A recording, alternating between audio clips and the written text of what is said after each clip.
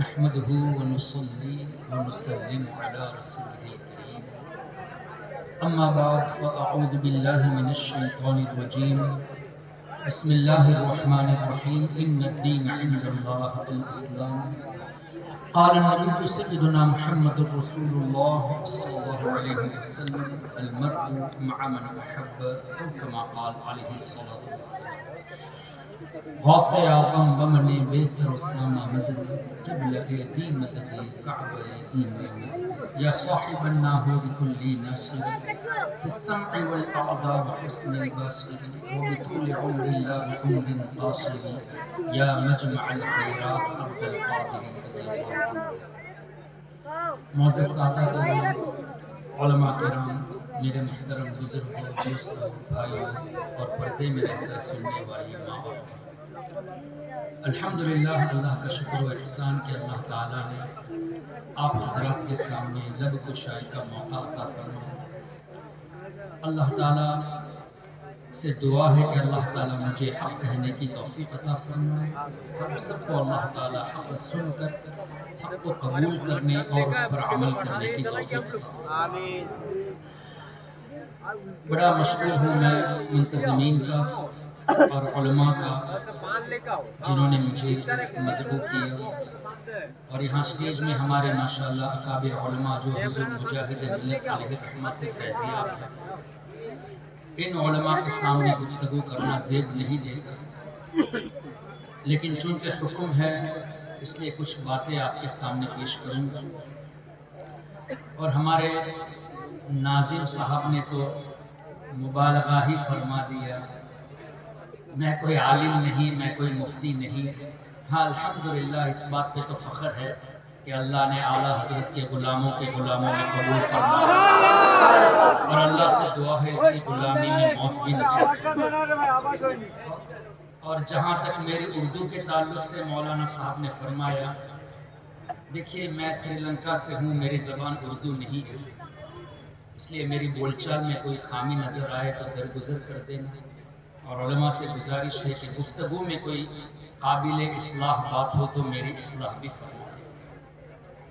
محترم حضرات، آپ کے اس شہر میں، اس ولیج میں نے سنا 5 مساجد ہیں، اور ایک الحمدللہ ہمارے ہاتھ میں ہے، اور 4 مسجدیں غالباً دیوبندیوں اور وہابیوں نے قبضہ کر لی ہے۔ قبضہ کرنا ہی ان کی عادت ہے۔ اصل میں مسجدیں بنانے والے ہمارے آبا و اجداد ہیں، چونکہ جس طرح حضرت مولانا تبریز عالم صاحب نے فرمایا ہم نے مسجدوں کو خالی کر دیا، تو ان لوگوں نے موقع کا فائدہ اٹھا کر ہماری مسجدوں میں قبضہ کر دیا۔ لیکن میرا آج کہنا یہ ہے کہ قرآن کریم وہ بھی پڑھتے ہیں، ہم بھی پڑھتے ہیں۔ آپ کے اس مسجد میں تراویح ہوتی ہے، حافظ قرآن کریم پڑھتے ہوں گے یہاں، اور ان کی مساجد میں بھی قرآن کریم کی تلاوت ہوتی ہے۔ لیکن ایک فرق آپ دیکھیں، ہمارا قرآن کریم کی تلاوت کرنا اور اس کے مطابق عقیدہ رکھنا، اور ان کا بھی قرآن کریم کی تلاوت کرنا لیکن عقیدہ قرآن کریم کے خلاف رکھنا، اس بات کو اگر آپ ذہن میں رکھ لیں گے تو امید ہے کہ انشاءاللہ آپ کبھی کسی نجدی کو آگے آنے نہیں دیں گے۔ محترم حضرات، حافظ قرآن جب پہلی رات رمضان شریف کی تلاوت کرتا ہے تو سورہ فاتحہ کے بعد سورہ بقرہ کی تلاوت کرتا ہے۔ میں چند آیتیں آپ کے سامنے پیش کروں گا۔ سورہ بقرہ کی پہلی رات میں جو پڑھتا ہے، پہلے ہی پارے میں اللہ تبارک و تعالی نے حضرت سیدنا ابراہیم علی نبینا و علیہ السلام کا تذکرہ فرمایا، اور اس میں اللہ نے حضرت ابراہیم علیہ السلام کی ایک دعا مذکور فرمایا۔ سیدنا ابراہیم علیہ السلام نے دعا کی، ربنا وابعث فیہم رسولا منہم یتلو علیہم آیات۔ حضرت ابراہیم علیہ السلام فرماتے ہیں، یا اللہ اس سے پہلے دعا یہ کہ یا اللہ میری اولاد میں ہمیشہ ایک جماعت مسلمانوں کی رکھنا، ہمیشہ میری اولاد میں سے ایک جماعت مسلمانوں میں رکھنا، اور ربنا وابعث فیہم، اس مسلمان جماعت میں سے تیرے آخری نبی کو بھیجنا۔ ربنا وابعث فیہم رسولا منہم، کیا پتا چلا ہمارے آقا صلی اللہ علیہ وسلم کے والدین، آبا و اجداد، تمام امہات ایمان والے تھے۔ اگر یہ نہ ہوتا تو اللہ فرماتا اے ابراہیم آپ نے یہ دعا تو کر لی، لیکن مجھے یہ منظور نہیں کہ میرے حبیب کے والدین ایمان والے رہے، اس لیے آپ کی دعا ہم نے قبول نہیں کی، ایسا تو نہیں فرمایا، بلکہ اللہ نے اس دعا کو قائم رکھا۔ قرآن کریم میں یہ دعا مذکور ہے، جس سے یہ پتا چلا کہ ہمارے آقا صلی اللہ علیہ وسلم کے والدین کریمین یہ ایمان والے ہیں۔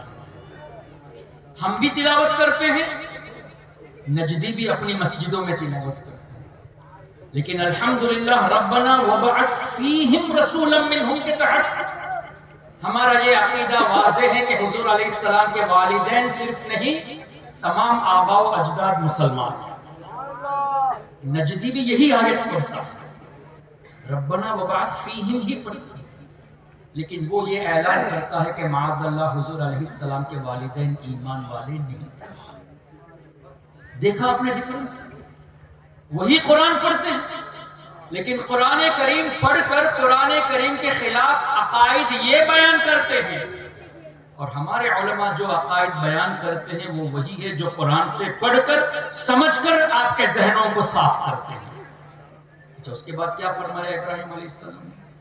رسولا منہم یتلو علیہم آیاتک ویعلمہم الکتاب، ایسے رسول یعنی حبیب کریم صلی اللہ علیہ وسلم کو بھیج جو تیری آیتوں کو ان کے سامنے تلاوت فرمائیں گے، انہیں قرآن کا علم سکھائیں گے، والحکمہ، انہیں حکمت سکھائیں گے، ویعلمہم الکتاب والحکمہ، آگے کیا ہے؟ وَيُزَكِّيهِمْ، اور اے اللہ ایسے رسول کو بھیج جو قرآن سکھائے، حکمت سکھائے اور ان کو پاک فرمائے۔ تو ہمارے آقا صلی اللہ علیہ وسلم ہمارے دلوں کو پاک فرمانے والے ہیں۔ یہ عقیدہ ہمیں اللہ نے سکھایا کہ میرے خلیل ابراہیم کی یہ دعا کہ اے اللہ تیرے رسول اس رسول کو بھیج جو پاک کرنے والا ہے۔ کیا پتا چلا حضور علیہ السلام دلوں کو پاک فرمانے والے ہیں، لیکن نجدی بھی اسی آیت کو پڑھتا ہے، لیکن حضور علیہ السلام کو پاک کرنے والا مانتا نہیں۔ سو the difference؟ ایک ہی آیت یہ پڑھتے ہیں جہاں اللہ نے فرمایا کہ ابراہیم علیہ السلام نے فرمایا کہ اے اللہ پاک کرنے والا تیرا رسول، وَيُزَكِّيهِمْ، لیکن یہ لوگ ہمارے آقا صلی اللہ علیہ وسلم کو پاک کرنے والا مانتے نہیں، جبکہ بخاری شریف ان کے مدرسوں میں یہ بھی پڑھاتے ہیں، ہمارے علماء بھی پڑھاتے ہیں۔ نبی پاک صلی اللہ علیہ وسلم ارشاد فرماتے ہیں انا محمد صلی اللہ علیہ وسلم، میں ہی محمد ہوں، یعنی جس کی سب سے زیادہ تعریف کی گئی ہو وہ میں ہی۔ پھر آگے فرمایا انا احمد، اللہ کی سب سے زیادہ تعریف کرنے والا بھی میں ہوں۔ لیکن بظاہر حضور علیہ السلام کی زندگی مبارک 63 سال کی تھی، لیکن حضور فرماتے ہیں اللہ کی سب سے زیادہ حمد کرنے والا میں ہوں، انا احمد۔ کیا پتہ چلا؟ بظاہر سرکار علیہ السلام دنیاوی زندگی میں 63 سال رہے، لیکن خود ہمارے آقا فرماتے ہیں کنت نبیا وآدم بین الروح والجسد، میں اس وقت بھی نبی تھا جب حضرت آدم علیہ السلام روح اور جسم کے درمیان تھے۔ تو ہمارے نبی صلی اللہ علیہ وسلم سیدنا آدم علیہ السلام کے پیدائش سے پہلے صرف موجود نہیں تھے، نبی تھے، اور جو نبی ہوتا ہے وہ عارف باللہ ہوتا ہے۔ تو حضور علیہ السلام کے نور کو جب سے اللہ نے بنایا تب سے اللہ کی تعریف کرتے آ رہے ہیں، یعنی آدم علیہ السلام کے وجود سے پہلے بھی اللہ کی حمد بیان کرتے ہیں، اور آدم علیہ السلام کے وجود سے لے کر اب تک نبی پاک صلی اللہ علیہ وسلم کی روح مبارکہ چونکہ آج بھی ان کے جسم اقدس سے جڑی ہوئی، وہ کیسے؟ بیہقی شریف کی حدیث، ہمارے آقا صلی اللہ علیہ وسلم فرماتے ہیں الانبیاء احیاء فی قبورہم یصلون، اللہ کے تمام نبی اپنی قبروں میں زندہ ہیں اور نماز بھی پڑھتے ہیں۔ تو حضور نے فرمایا انبیاء حیات ہیں، جبکہ آدم علیہ السلام دنیا سے پردہ کر چکے، نبی نوح علیہ السلام دنیا سے پردہ کر چکے، اور دیگر انبیاء کرام دنیا سے پردہ کر چکے، اس کے باوجود بھی ہمارے آقا حیات کا لفظ استعمال فرماتے، اے نجدی و شرم آنی چاہیے، ہمارے نبی نبیوں کو حیات فرمائے اور تم نبیوں کے سردار کو مردہ کہتے ہیں۔ حضور علیہ السلام کے تعلق سے لفظ مردہ، اور اے نجدیو اگر تم بات سن رہے ہو تو اسماعیل دہلوی کی کتاب صراط مستقیم میں جو الفاظ لکھے ہیں کہ نبی پاک صلی اللہ علیہ وسلم معاذ اللہ مر کر مٹی میں مل گئے، ایک تو حدیث کے خلاف حضور نے فرمایا، ابن ماجہ شریف کی حدیث، ان اللہ حرم علی الارض ان تأکل اجساد الانبیاء، بے شک اللہ نے زمین پر حرام قرار دیا کہ وہ نبیوں کے جسموں کو کھائے تو انبیاء کرام کے جسم سلامت ہوتے ہیں، اور آگے فرمایا فنبی اللہ حی، اللہ کے تمام نبی زندہ ہیں، اور فرمایا یرزق، روزی بھی دی جاتی ہے۔ حضور فرماتے ہیں انبیاء حیات ہیں، روزی بھی دی جاتی ہے، ان کے جسم بھی سلامت ہے، اور اے نجدی تم کہتے ہو کہ مر کر مٹی میں مل گئے، تو ابن ماجہ شریف کی حدیث کے خلاف تمہارا عقیدہ، تو پڑھاتے کیا ہو؟ اپنے مدرسوں میں کیا پڑھاتے ہو؟ حدیث کے نام پر حدیث کے خلاف عقیدہ۔ پھر مزید ہمارے آقا صلی اللہ علیہ وسلم انبیاء کرام کو حیات کا لفظ استعمال فرماتے ہیں، اور اسماعیل دہلوی نے مر کر کا لفظ استعمال کیا، جبکہ حضور کے غلاموں کو اور غلاموں کے غلاموں کے تعلق سے رب نے فرمایا وَلَا تَقُولُوا لِمَنْ يُقْتَلُ فِي سَبِيلِ اللَّهِ أَمْوَاتٌ، جو اللہ کی راہ میں شہید ہو گئے انہیں مردہ نہ کہو، اور آگے فرمایا مردہ گمان بھی نہ کرو، وَلَا تَحْسَبَنَّ الَّذِينَ قُتِلُوا فِي سَبِيلِ اللَّهِ أَمْوَاتٌ۔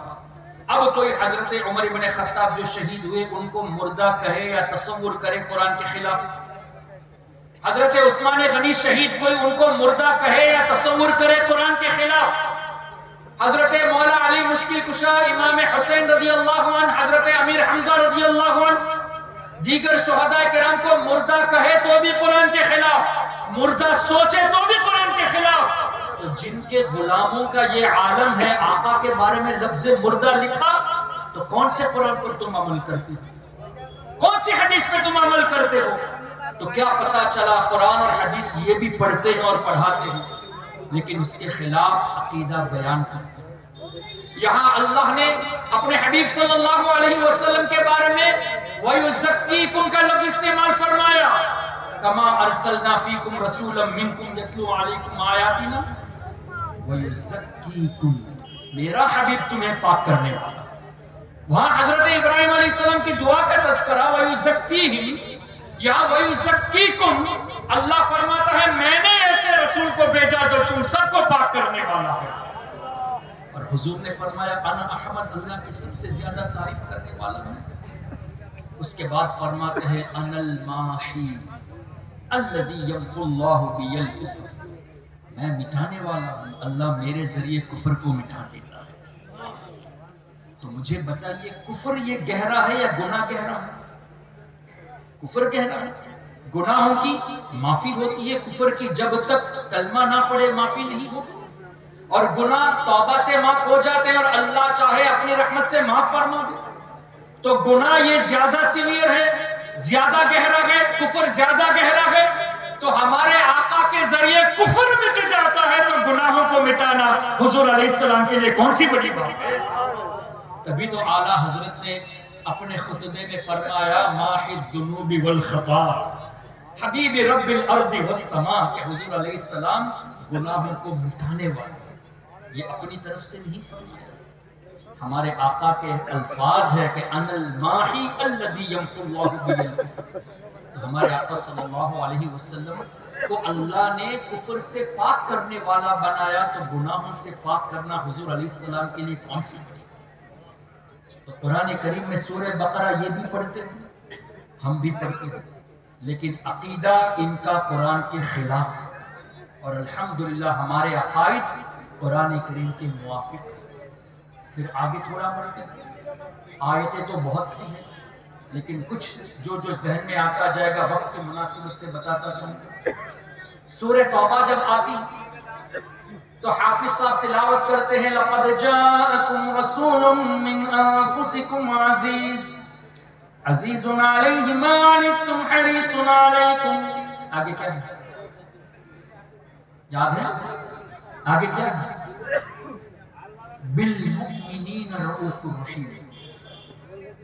اللہ فرماتا ہے کہ میرا حبیب مومنین کے لیے رؤوف بھی ہے، رحیم بھی ہے. جبکہ الرؤوف اللہ کی صفت، الرحیم اللہ کی صفت. اللہ نے اپنی عطا سے حضور علیہ السلام کو بھی بندوں کے لیے مہربان کیا. اور یہاں جملہ کیا ہے؟ بالمؤمنین رؤوف رحیم. مومنین کے لیے حضور علیہ السلام رؤوف ہے، مومنین کے لیے رحیم ہے. محترم حضرات، ہم نے کلمہ پڑھا الحمدللہ لا الہ الا اللہ محمد رسول اللہ. ہم مسلمان ہوئے. ہم جب مسلمان ہیں تو اللہ نے مسلمانوں کے لیے رؤوف و رحیم فرمایا. اس کا مطلب آج بھی ہمارے نبی ہم پر مہربان ہیں، آج بھی رؤوف ہیں، آج بھی رحیم ہیں. اے نجدیو، تم بھی اسی آیت کو پڑھتے اور بالمؤمنین ہی پڑھتے ہو، لیکن حضور علیہ السلام کو آج تم رحمت نہیں مانتے، آج تم مہربان نہیں مانتے. تو ہمیں تم سے جھگڑا ہی کیوں کرنا؟ اس لیے کہ رب نے بالمؤمنین فرمایا، مومنین کے لیے. اگر تم مومن ہو تو مانو حضور رؤوف آج بھی تمہارے لیے. اگر تم اپنے کو مومن مانتے ہو تو حضور کو رحیم مانو. اس کا مطلب دال میں کالا ہے. تم اپنے کو مومن مانتے ہی نہیں، کبھی تو حضور کو رؤوف و رحیم نہیں مانتے. اور رب نے بالمؤمنین فرمایا. الحمدللہ ہم مسلمان ہیں، آج بھی ہمارے آقا ہمارے لیے مہربان ہے. اور اسی قرآن میں اللہ نے فرمایا اسی آیت میں عزیز علیہ ما عنتم. اے لوگو، تمہارا تکلیف میں پڑنا، مشقت میں پڑنا میرے حبیب کو گراں گزرتا ہے.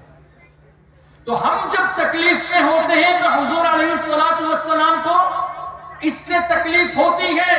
میں نہیں کہہ رہا، رب فرماتا کہ ہمارا مشقت میں پڑنا حضور کو گراں گزرتا ہے. اور حضور علیہ السلام نے خود ارشاد فرمایا حیاتی خیر لکم ومماتی خیر لکم. میرا دنیا میں رہنا تمہارے لیے بہتر، میرا دنیا سے جانا تمہارے لیے بہتر. بظاہر یہ بات سمجھ میں نہیں آتی.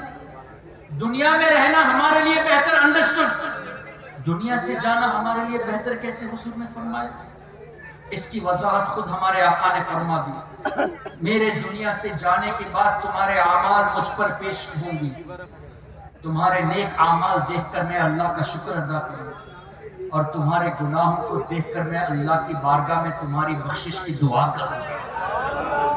کیسے رحمت والے آقا صلی اللہ علیہ وسلم آج بھی روزے انور میں آرام فرما رہے ہیں، اور ہماری بخشش کے لیے رب کی بارگاہ میں دعائیں فرماتے ہیں.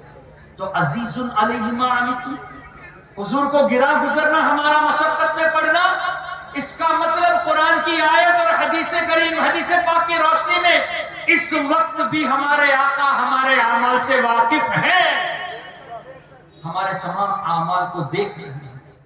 اے نجدی، تم بھی یہی آیت پڑھتے ہو عزیز علیہ ما عنتم، لیکن حضور کو ہمارے اعمال سے باخبر تم نہیں مانتے. تو کس قرآن کی تم تلاوت، کیا تعلیم تم لوگوں کو دیتے ہو؟ پھر مزید صحیح مسلم کی حدیث، ہمارے آقا صلی اللہ علیہ وسلم فرماتے ہیں عرضت علیہ، میں جان بوجھ کے پڑھوں گا، عرضت علیہ عمل امتی. علماء اصلاح کریں، عمل امتی کا مطلب کیا ہوا؟ میرے کسی امت کا کوئی ایک عمل. لیکن نہیں، ہمارے آقا فرماتے ہیں عرضت علیہ اعمال امتی. میری امت کے تمام اعمال مجھ پر پیش کیے گئے. یہ پاسٹ ٹینس ہے، ماضی ہے، اریدت ہے. تو 1400 سال پہلے حضور نے فرما دیا میری تمام امت کے اعمال میں نے دیکھ لیا. اور صحیح مسلم میں ایک جملہ ہے حسنھا وسیئھا، میں نے میری امت کے نیک اعمال بھی دیکھ لیے، ان کے گناہ بھی دیکھ لیے. کیا پتہ چلا؟ ہمارا آج ویسٹ بنگال میں اس علاقے پہ جمع ہونا ان علماء کرام کے سائے میں 1400 سال پہلے ہمارے آقا نے اس عمل کو بھی دیکھ لیا. حضور علیہ الصلوۃ والسلام پہلے سے دیکھ چکے ہمارے کرنے سے پہلے، اور حیاتی خیر لکم حدیث کے تحت آج بھی دیکھ رہے ہیں. ایک تو ایڈوانس میں دیکھ لیا، ابھی بھی دیکھ رہے ہیں. یہ شان اللہ نے حضور علیہ الصلوۃ والسلام کو عطا کی. اور یہ قرآن کریم عزیز علیہ ما عنتم سے بھی ثابت ہے، حریص علیکم تمہاری بھلائی کے بہت زیادہ چاہنے والے اس سے بھی ثابت ہے. اور بالمؤمنین رؤوف الرحیم، مہربان وہی ہوگا جو اعمال سے واقف ہے. پھر قرآن کریم ہم جب تلاوت کرتے ہیں سورہ انعام، وَكَذَلِكَ نُرِي إِبْرَاهِيمَ مَلَكُوتَ السَّمَاوَاتِ وَالْأَرْضِ وَلِيَكُونَ مِنَ الْمُوقِنِينَ، رب فرماتا ہے اے میرے حبیب اور اسی طرح ہم ابراہیم علیہ السلام کو دکھایا نہیں، لفظ نوری کا لفظ استمرار. کیا پتا چلا؟ اے میرے حبیب ہم ابراہیم علیہ السلام کو ابھی بھی دکھا رہے ہیں. کیا؟ ملکوت السماوات والارض، زمین و آسمان میں جو کچھ ہے ابراہیم علیہ السلام آج بھی دیکھتے ہیں. ابراہیم علیہ السلام کو دنیا سے پردہ کر کے ہزاروں سال ہو چکے، لیکن اللہ نے جب قرآن کریم حضور پر نازل فرمایا تب وہ فرماتا ہے کہ ہم ابراہیم علیہ السلام کو دکھاتے ہیں. مطلب کیا ہوا کہ روضے انور میں ابراہیم علیہ السلام آرام فرما رہے ہیں اور کائنات کو دیکھ رہے ہیں. جی کیا؟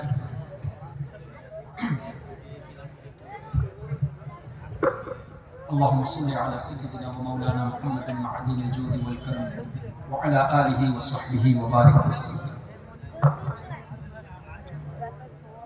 اے وہابیو، تم بھی اس آیت کو پڑھتے وَكَذَلِكَ نُرِي إِبْرَاهِيمَ مَلَكُوتَ السَّمَاوَاتِ وَالْأَرْضِ، لیکن تم اس بات کو نہیں مانتے کہ ابراہیم علیہ السلام ہو یا کوئی بھی نبی ہو دنیا سے پردہ کر چکے تو ختم یہ کہتے ہو، جبکہ رب نے نص قرآن، رب نے واضح فرما دیا وَكَذَلِكَ نُرِي، یعنی ابراہیم علیہ السلام کے وصال شریف کے بعد بھی رب فرماتا ہے ہم دکھاتے ہیں.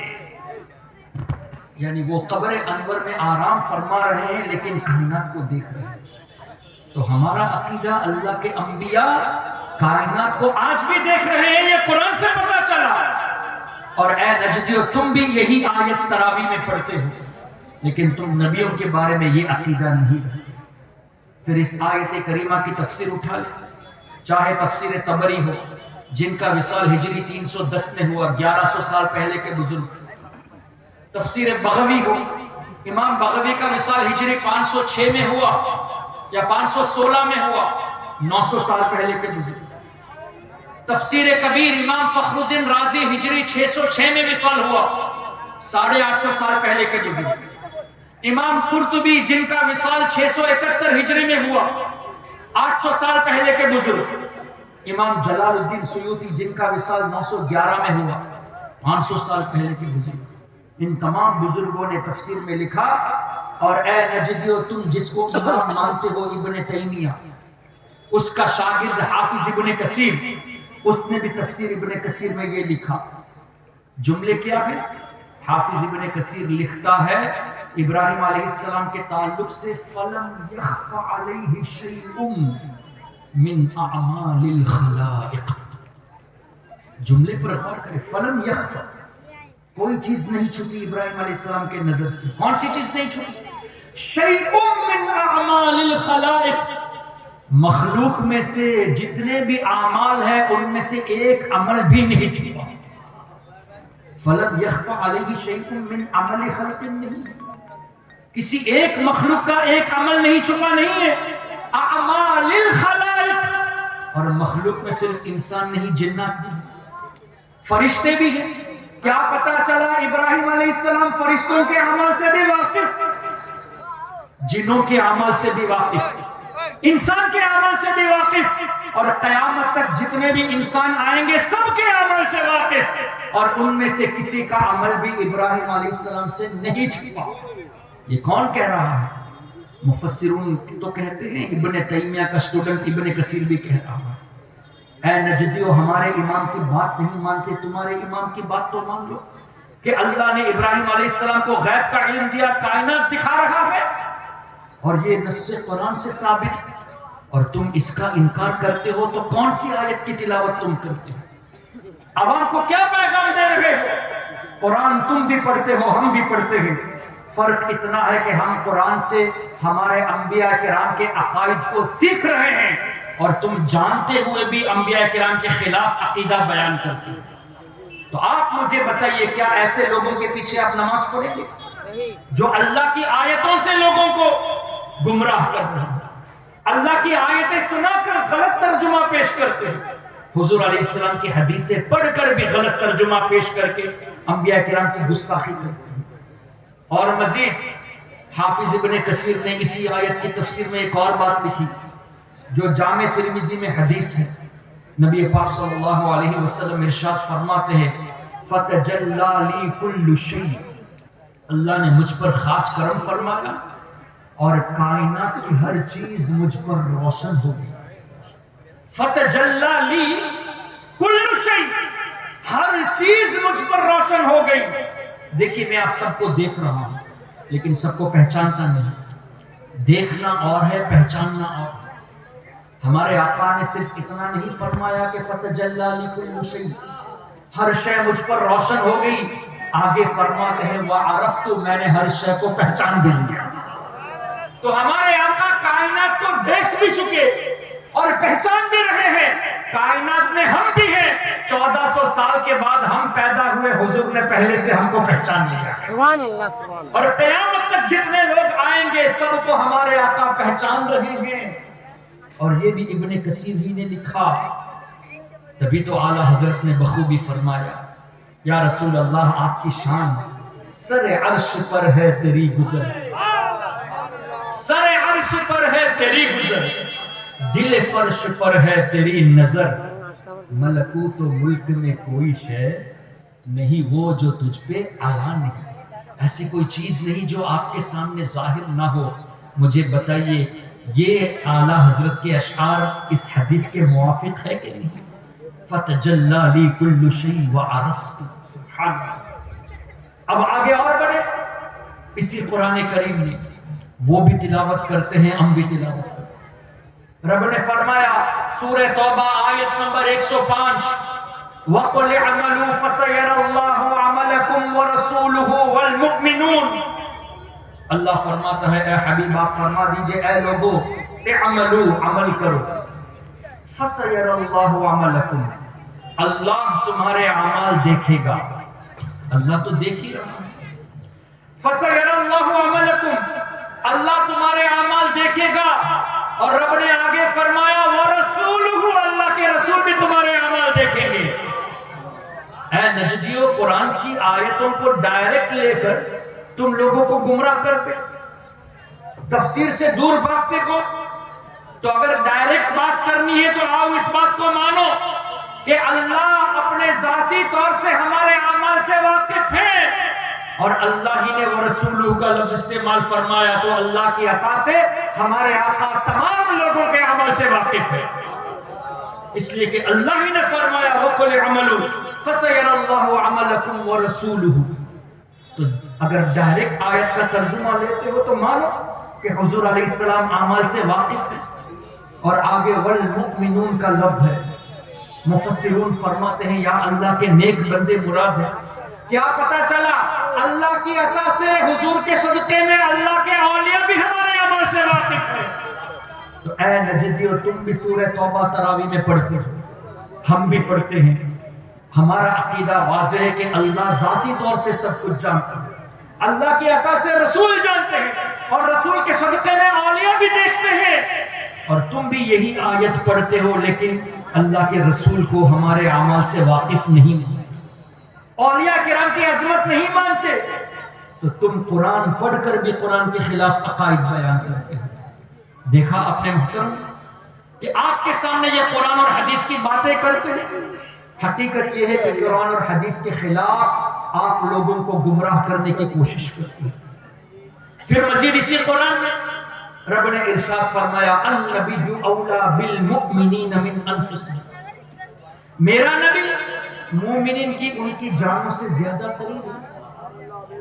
اے نجدی تم بھی سورہ احزاب پڑھتے ہو، اس آیت کی تلاوت کرتے ہو، لیکن حضور کو اپنے سے قریب نہیں مانتے۔ مت مانو، تمہارا پرابلم، اس لیے کہ اللہ نے النبی اولا بالمؤمنین فرمایا، مومنین سے حضور قریب ہے۔ اے نجدیو تم اپنے کو مومن مانتے ہو تو حضور کو قریب مانو، اور تم حضور کو قریب نہیں مانتے تو تمہارا پرابلم، تم اپنے کو ایمان والا نہیں مانتے۔ ہم الحمدللہ مسلمان ہیں تو آج بھی ہمارے نبی ہم سے قریب ہیں، ہمارے اعمال سے واقف ہیں، یہاں تک کہ ہمارے دلوں کے خطرات سے بھی واقف ہیں۔ اب اس پر بھی اعتراض مت کرنا کہ دلوں کے خطرات سے کیسے واقف ہیں۔ پہلے تو حضور تاج الشریعہ کا یہ شعر سنیے۔ مدینہ شریف میں جب حاضری کا موقع اللہ سب کو عطا فرمائے تو تاج الشریعہ فرماتے ہیں کہ حضور کی بارگاہ ایسی ہے کہ وہاں آپ کو زبان سے کہنے کی ضرورت نہیں ہے آپ کی حاجت کیا ہے، بلکہ ادب کے ساتھ کھڑے رہیں، آنسو بہتے رہیں، اور آنسو آپ کی دل کی آواز کو بتاتے رہے حضور کو، آنسوؤں کے ذریعے آپ کی حاجتیں ظاہر ہو، لیکن روتے وقت جو آہ نکلتی ہے وہ آواز بھی نہ آنے پائے۔ رونے کا مطلب یہ نہیں کہ آپ آہ کرتے رو، روتے وقت بھی آنسو بھی ایسے بہائیے کہ آپ کی آواز تک نہ نکلے۔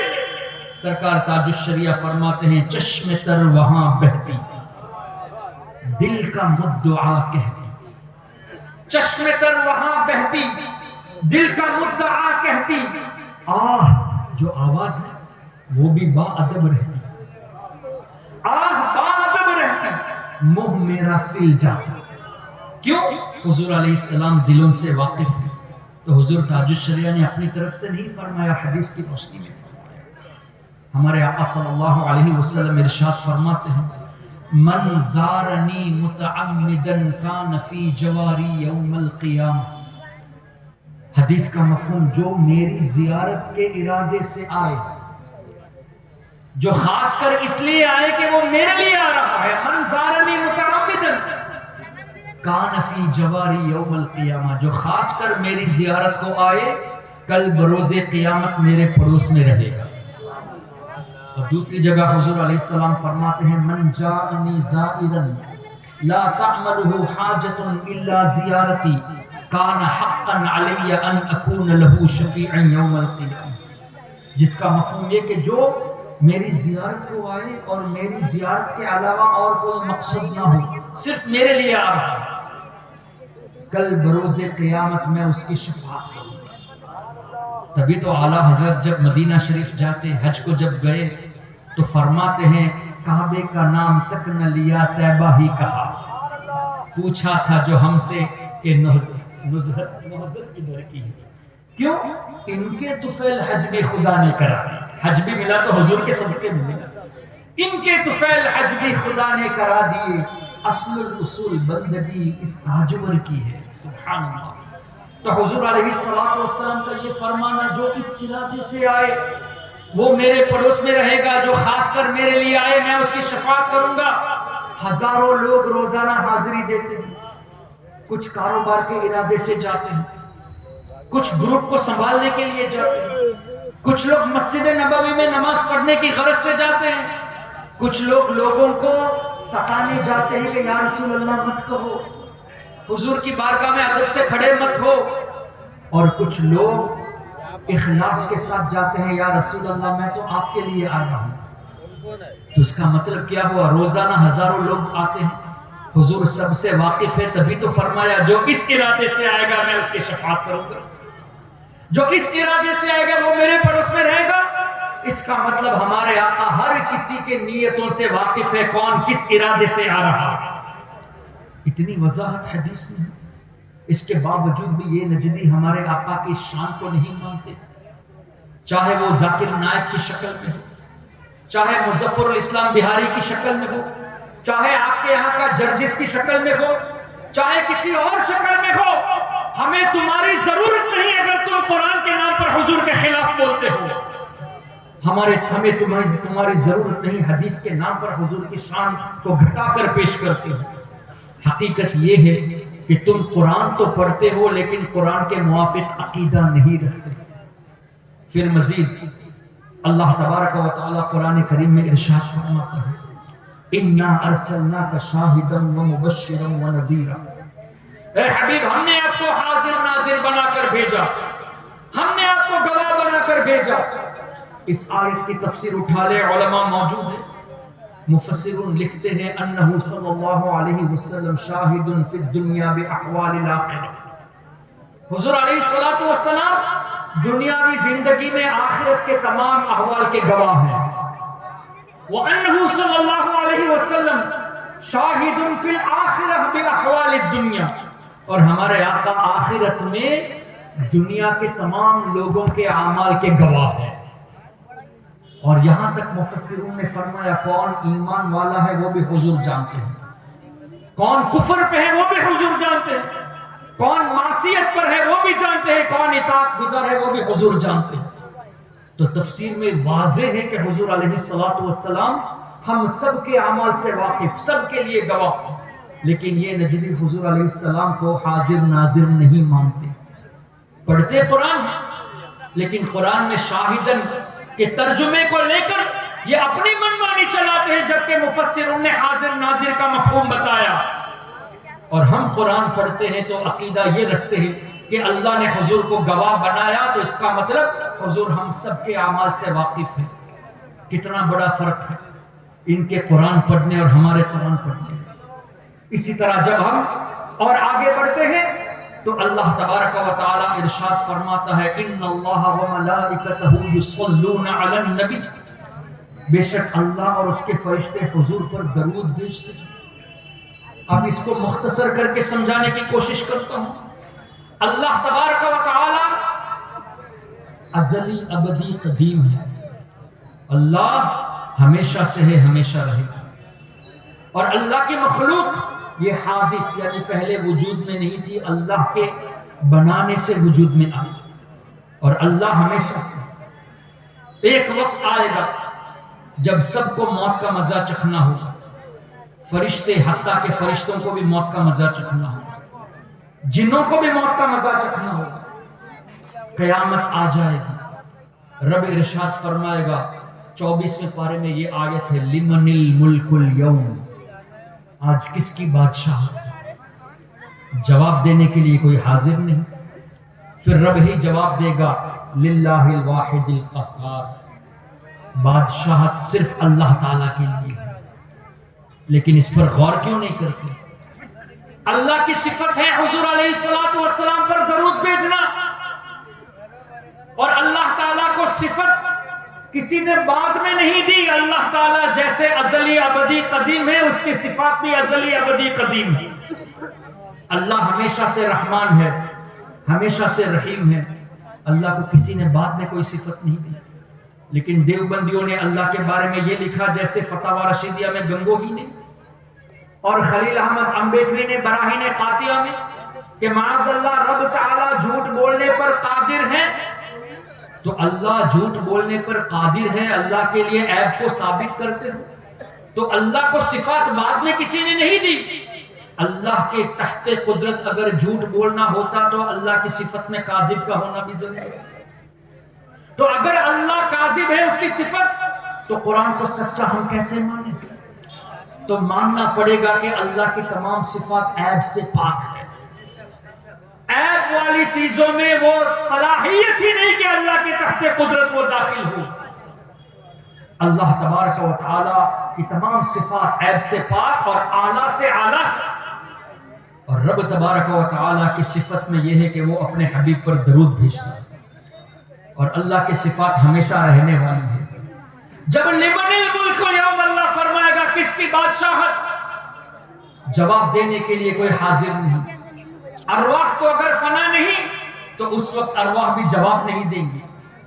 انسان تو موجود نہیں، فرشتے موجود نہیں، جنات موجود نہیں، اللہ کی حمد بیان کرنے والا کوئی نہیں، لیکن حبیب پاک پر درود بھیجنے والی ذات رب کی موجود ہے۔ تو قرآن کریم کی اس آیت میں ان اللہ و ملائکتہ یصلون علی النبی، نجدیو تم پڑھتے ہو تو کچھ نہیں کہتے۔ ہمارے علماء جب اس آیت کو پڑھتے تو کہتے ہیں کہ اللہ کو یاد کرنے والا تو کوئی نہیں اس وقت، لیکن حبیب پر رحمت بھیجنے والا رب ابھی بھی موجود ہے۔ تو حضور علیہ السلام کی شان اللہ نے ایسے رکھی ہے کہ کوئی بھی نہیں ہے لیکن حضور پر رحمت اللہ نازل فرماتا رہتا ہے۔ سبحان اللہ۔ اس طرح کی کئی آیتیں موجود ہیں قرآن کریم میں جو ہم بھی پڑھتے ہیں، وہ بھی پڑھتے ہیں، لیکن فرق اتنا ہے کہ وہ پڑھ کر بھی لوگوں کو گمراہ کرتے ہیں، حقیقت نہیں بتاتے۔ آپ کے یہاں 5 مساجد میں سے 4 ان کی، اس کا مطلب 80% انہوں نے قبضہ کیا۔ آپ نے کیا کیا آج تک؟ میں نے تو سنا کہ اس مسجد کو بھی قبضہ کرنے آ گئے تھے، لیکن نوجوانوں نے ہمت کی اور ان کو قبضہ کرنے سے روک دیا۔ اب آپ چونکہ حقیقت جان چکے کہ یہ قرآن پڑھ کر قرآن کے خلاف عقیدہ رکھتے ہیں، تو کیا یہ آپ کی ذمہ داری نہیں کہ لوگوں کو روکے ان کی مسجدوں میں جانے سے؟ کیا یہ آپ کی ذمہ داری نہیں کہ نوجوانوں کو ایڈوکیٹ کرے کہ حقیقت میں اہل سنت کے جو عقائد ہے وہ قرآن اور حدیث کے موافق ہے؟ کیا آپ کی یہ ذمہ داری نہیں کہ وہابیوں کے اعتراضات کو سیکھے اور اس کے جوابات سیکھے، اپنے بچوں کو سکھائے اور ابھی سے سکھائے؟ یہ مت سوچنا کہ میرا بچہ 12 سال کا ابھی ہے، ابھی 15 سال کا ہے، بعد میں سیکھ لے گا، نہیں، ابھی سے سکھائیے حضور کی محبت، سرکار علیہ السلام کی شان ابھی سے سکھائیے، اولیاء کی محبت ابھی سے سکھائیے، اور لوگوں کو ترغیب دے کہ ان کے پیچھے نماز نہ پڑھے۔ میں عشاء کے وقت آپ کی مسجد میں حاضر تھا، بہت افسوس ہوا کہ ماشاءاللہ یہاں دیکھا اتنا بڑا جلسہ، کافی لوگ یہاں موجود تھے، لیکن مسجد میں 2 ہی صفیں نظر آئے۔ یہ عادت ہماری صحیح نہیں ہے۔ کوشش کریں کہ اپنی سنی مسجد کو آباد کرے، ورنہ کل بھی یہ جا سکتی ہے، اس مسجد کو بھی قبضہ کر لیں گے۔ بلکہ آپ کی کوشش یہ ہونی چاہیے کہ اس کو آباد کرے اور دوسری مسجدوں کو حاصل کرنے کی بھی کوشش کرے، اس لیے کہ جو آدمی اللہ کے کلام کو پڑھ کر جھوٹ بولتا ہو وہ اس لائق نہیں کہ امامت کرے، جو حضور کی حدیث پڑھ کر جھوٹ بولتا ہو وہ اس لائق نہیں کہ وہ آپ کے بچوں کو پڑھائے۔ اس لیے سنی علماء کے پاس صرف آپ کو اپنے بچوں کو بھیجنا ہے، صرف بچوں کو نہیں بھیجنا، آپ کی بھی ذمہ داری ہے۔ پیدائش سے لے کر مرتے دم تک ہمیں علم سیکھنا ہے۔ آپ بھی کوشش کر کے علماء کے پاس آئے اور عقیدہ سیکھیں، اور سورہ فاتحہ روزانہ یہ بھی پڑھتے ہیں، تراویح میں صرف نہیں، روزانہ پڑھتے ہیں۔ اور سورہ فاتحہ میں اہدنا الصراط المستقیم، اے اللہ ہمیں سیدھی راہ پر چلا۔ نماز میں سورہ فاتحہ سمجھ کر پڑھنا بہتر ہے نا کہ بغیر سمجھے پڑھنا بہتر؟ سمجھ کر پڑھنا بہتر۔ تو سمجھ کر پڑھیں گے تو ذہن میں سوال آئے گا، یا اللہ تو ہمیں تعلیم فرما رہا ہے کہ ہم یہ دعا کریں کہ اللہ ہمیں سیدھے راستے پر چلا، یا اللہ سیدھا راستہ ہے کون سا؟ لیکن دیکھیں ایک اور بات، یہ دعا اللہ ہمیں اس وقت تعلیم دے رہا ہے جب اللہ نے فرمایا پہلے یہ کہو ایاک نعبد و ایاک نستعین، یا اللہ ہم تیری ہی عبادت کرتے ہیں، تجھی سے مدد طلب کرتے ہیں۔ اے نجدی تم کہتے ہو کہ اللہ نے جب یہ فرمایا کہ یہ کہو ہم تجھی سے مدد طلب کرتے ہیں تو انبیاء اولیاء کی ضرورت نہیں۔ اے نجدی ہم تم سے پوچھتے ہیں وَإِيَّاكَ نَسْتَعِينُ کے بعد اللہ نے سیدھے راستہ مانگنے کی تعلیم کیوں دی؟ اور سیدھا راستہ کون سا ہے؟ صراط الذین انعمت علیہم، اللہ جس پر تیرا انعام ہے وہ کون ہے؟ نبیین، صدیقین، شہداء، صالحین۔ کیا پتا چلا؟ وَإِيَّاكَ نَسْتَعِينُ، اے اللہ ہم تجھی سے مدد طلب کرتے ہیں، لیکن رب فرماتا ہے میری مدد چاہیے تو میرے نیک بندوں کے راستے پر چلنے کی دعا کرو۔ تو ہم روزانہ کم سے کم 20 رکعت فرض اور واجب میں، یا اللہ ہمیں نبیوں کے راستے پر چلا، صدیقین کے راستے پر چلا، شہداء کے راستے پر چلا، اولیاء کے، صالحین کے راستے پر چلا۔ الحمدللہ ہماری دعا قبول ہے، تبھی نماز کے بعد اولیاء کے نقش قدم پر اور یہ نجدی روزانہ 20 مرتبہ سورہ فاتحہ میں یہ دعا کرتے ہیں، لیکن عمل دعا کے خلاف ہے۔ اللہ سے کہتے ہیں یا اللہ نیک بندوں کے راستے پر چلا، اور نماز کے بعد کہتے ہیں ہمیں قرآن اور حدیث کافی ہے، تو نیک بندوں کی کیا ضرورت؟ ارے فاتحہ بھی تو قرآن کریم ہے، صراط الذین انعمت علیہم یہ بھی تو قرآن کریم ہے، من النبیین والصدیقین یہ بھی تو قرآن کریم ہے۔ تو قرآن پڑھ کر قرآن کے خلاف تعلیم دے رہے ہیں۔ لیکن ایک اور بات سن لے، وَإِيَّاكَ نَسْتَعِينُ کا یہ جو مطلب بتاتے ہیں یا اللہ ہم تجھی سے مدد طلب کرتے ہیں، تو صرف انبیاء اور اولیاء کو لاتے ہیں، ایک دوسرے سے خود مدد مانگتے ہیں، چندہ کرتے ہیں، تب وَإِيَّاكَ نَسْتَعِينُ کہاں گئے؟ صرف انبیاء اور اولیاء کی قید کہاں سے آ گئی؟ تو کہیں گے کہ نہیں اللہ نے اسباب بنائے ہیں، تو اللہ نے اولیاء کو بھی اسباب بنایا ہے۔ یہ میں نہیں کہتا، حضور خود فرماتے ہیں، سرکار علیہ السلام فرماتے ہیں کہ اللہ کے کچھ ایسے بندے ہیں جن کو اللہ نے لوگوں کی حاجت روائی کے لیے رکھا ہے۔ لوگ اپنی حاجتیں لے کر ان کے پاس جاتے ہیں، وہ اللہ سے دعا کر کے ان کی حاجتوں کو پورا فرما دیتے ہیں۔ ایسی کئی حدیثیں موجود ہیں۔ تو انبیاء اور اولیاء کو بھی اللہ نے اسباب میں سے رکھا ہے ہماری مدد کے لیے۔ لیکن تفسیر اٹھا کر دیکھ لے، علماء موجود ہیں، میری اصلاح فرمائیں گے۔ وَإِيَّاكَ نَسْتَعِينُ کی تفسیر میں واضح لکھا ہے، اس کا مطلب یہ ہے کہ یا اللہ ہم تیری ہی عبادت کرتے ہیں، یا اللہ ہم تیری ہی عبادت میں رہے، اس پر تو ہماری مدد فرما۔ وَإِيَّاكَ نَسْتَعِينُ یا اللہ ہم تیری ہی عبادت کرتے ہیں، اسی عبادت میں تیری ہی عبادت میں رہنے کے لیے تو ہماری مدد فرما۔ اس کا مطلب ہرگز یہ نہیں کہ اللہ نے انبیاء اور اولیاء کو مدد کی طاقت نہیں دی۔ یہ نجدی جھوٹ بولتے ہیں، یہ وہابی یہ دیوبندی جھوٹ بولتے ہیں، اور اسی قرآن میں یہ بھی پڑھتے ہیں انما ولیکم اللہ ورسولہ۔ اللہ فرماتا ہے بے شک اللہ تمہارا دوست۔ اور اس کی تفسیر میں امام طبری ہجری 310 میں وفات پائے، یہاں ولیکم اللہ کا ترجمہ ناصر فرماتے ہیں، مددگار۔ تو کیا پتا چلا؟ رب فرماتا ہے بے شک اللہ تمہارا مددگار، ورسولہ اللہ کے رسول تمہارے مددگار۔ والذین آمنوا الذین یقیمون الصلاۃ ویؤتون الزکاۃ وہم راکعون، اللہ کے نیک بندے تمہارے مددگار۔ تو رب فرماتا ہے رسول مددگار ہے، اولیاء مددگار ہیں۔ نجدی بھی سورہ مائدہ میں یہ آیت پڑھتا ہے، لیکن ولیوں کو اور نبیوں کو مددگار نہیں مانتا۔ تو قرآن پڑھ کر جھوٹ بولتا ہے، حدیث پڑھ کر جھوٹی باتیں کرتا ہے۔ اس لیے آپ سب کی ذمہ داری ہے اپنے بچوں کو سکھائے، خود بھی سیکھے، ان نجدی وہابی دیوبندیوں سے دور رہے، اور کوشش کرے آپ کے باپ دادا کی بنائی ہوئی مسجد جو انہوں نے قبضہ کر لیا ہے، کسی نہ کسی حکمت سے واپس لینے کی کوشش کریں۔ اگر ایسا نہیں کریں گے تو اللہ نہ کرے کوئی ایسا موقع آ جائے کہ کل آپ کو نماز کے لیے کوئی جگہ نہ ملے۔ ابھی سے تیاریاں شروع کریں، علماء کرام کی بارگاہ میں حاضری دیں، ادب کے ساتھ ان سے پوچھیں، یہ آپ کو عقائد اہل سنت سکھائیں گے اور وہابیوں کے اعتراضات بھی سکھائیں گے۔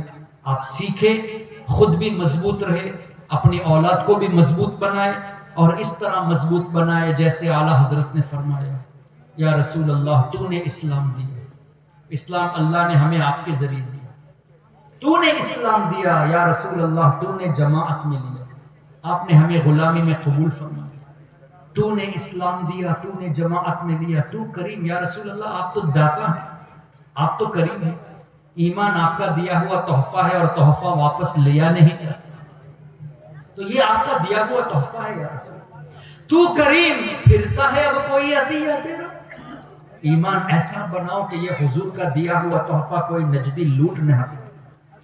اور آسان لفظوں میں استاد زمن مولانا حسن رضا خان اعلیٰ حضرت کے بھائی نے فرمایا یا رسول اللہ مجھ سے کیا لے سکے عدو ایمان، دشمن مجھ سے ایمان لے سکے، مجھ سے کیا لے سکے عدو ایمان، اور وہ بھی دیا ہوا تیرا یا رسول اللہ، آپ کا دیا ہوا ایمان دشمن مجھ سے لے سکے۔ ایسا ایمان مضبوط بنا لو، دنیا بھی کامیاب رہے گی، قبر کی زندگی بھی کامیاب رہے گی، اور جس طرح دنیا میں حضور کے غلام بن کر ہم رہے ہیں، انشاءاللہ جنت میں بھی حضور کے خادم بن کر رہیں گے۔ اللہ تعالی ہم سب کو ایمان والی زندگی، ایمان والی موت اور موت کے وقت سرکار غوث اعظم کا دیدار نصیب فرمائے۔ سبحانک اللہم و بحمدک، اشہد ان لا الہ الا انت، استغفرک و اتوب الیک۔ السلام علیکم ورحمۃ اللہ وبرکاتہ۔